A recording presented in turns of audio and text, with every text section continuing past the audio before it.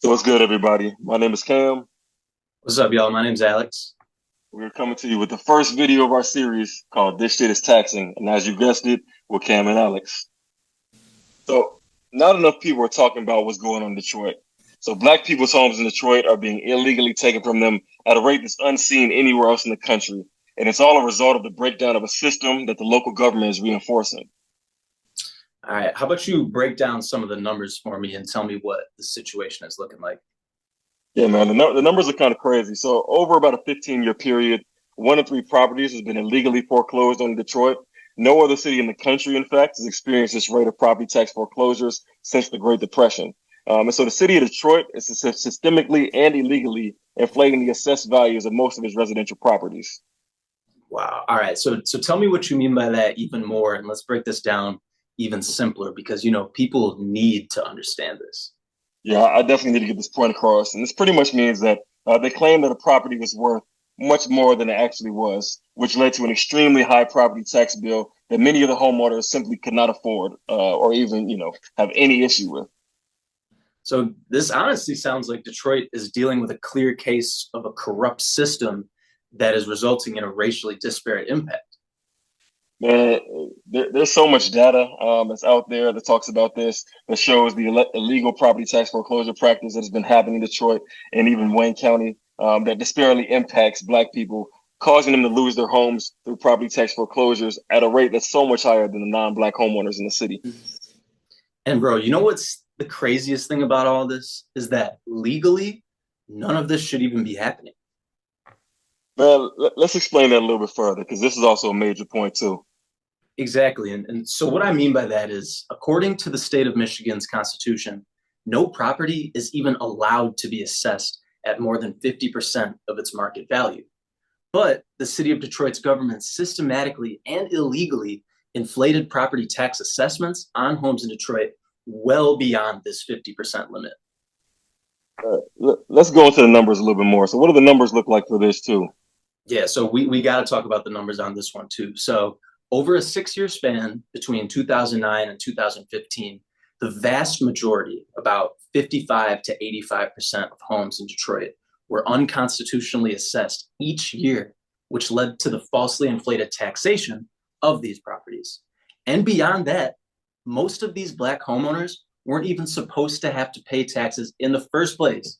Many of them qualified for what's called the Michigan Poverty Tax Exemption. But the city of Detroit didn't make this information available to the public or sufficiently accessible to these homeowners. So not only are they not supposed to be paying these taxes, they didn't even know that that was an option. Man, bro, I mean, at this point, a lot of people must be wondering why is this even happening. And so let's do a little bit of breakdown of how real estate typically works. So typically when it comes to real estate, when your home's value goes up, the property taxes go up. And when your home value goes down, subsequently, your property taxes should also go down. Except for in 2008, when the Great Recession hit, home values dropped drastically in the city of Detroit, as they did across the country. But also, the city of Detroit did not lower the property taxes enough to reflect the actual drop or change in value in these homes. So what you're saying is that this left lower valued homes being taxed as though they were worth way more than they actually were. Exactly what I'm saying, man. And the Man, they next got question, they got it all pinned against them. nah, bro, this is messed up in so many different ways, man.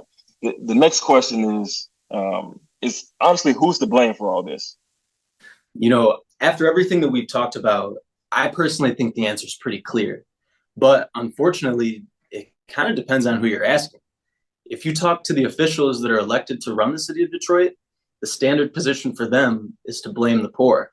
Now, I don't want to just be pulling that out of nowhere. I want to actually mention a specific quote, and this comes from David Szymanski, Detroit's former treasurer. This is exactly what he said.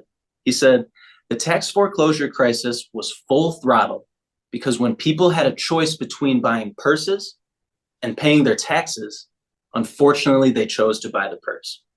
Now, come on, man. Like, we're really going to blame people shopping for purses on how they can't pay their taxes? After everything that we've talked about, the blame here is extremely clear, in my opinion. The blame should be put on the city and the state government who clearly illegally and systematically inflated these assessed homes to increase their own property tax revenue. And not only, it didn't stop there. Then they took these homes away from the families when they couldn't afford to pay. So pretty much what you're telling me is not only are they taking the homes and illegally assessing these homes, they're actually blaming the people that they're taking these homes from. Exactly, bro. This outcome, it's a direct result of their actions and has exacerbated the impacts of poverty on Black communities in Detroit.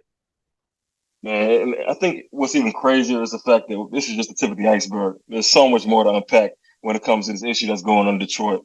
And so all you guys should stay tuned. We're going to continue this series and continue to break down all the legal matters and issues that are going on in Detroit. And so we will see you guys next time with our next video in this crazy system that we're talking about. So see you guys. Stay tuned. All right, peace, y'all.